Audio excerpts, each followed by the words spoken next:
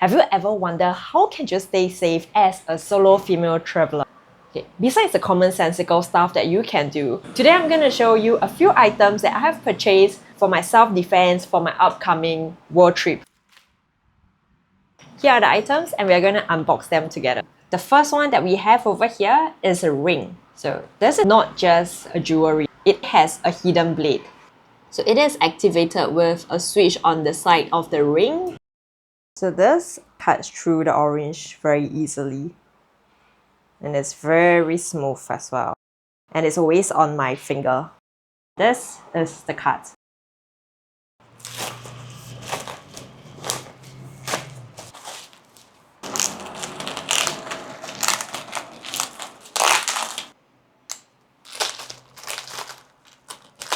This is a personal alarm. Great for the crowds to scare off trouble, or like if you are in a place where there's wild animal, it might be useful as well. So there's a light, and when you press it again, it will be the SOS light.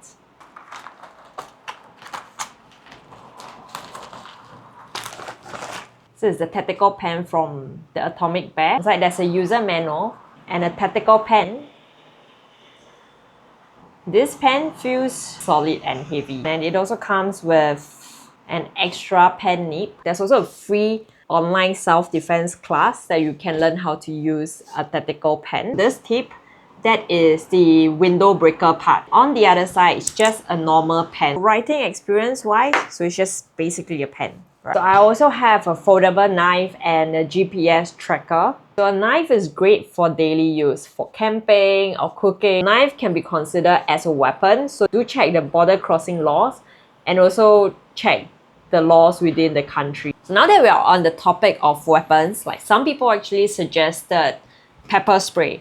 But do note that pepper spray might be illegal in some countries. If your pepper spray is confiscated across the border, then it will defeat the purpose of bringing them in the first place. So do check the border crossing and the regulations within the country. So why I brought the ring and the pen as a self-defense weapon is because I can keep them very close to me. I can put them in the pocket and the ring will always be on my hand. I hope that I will never ever have to use it.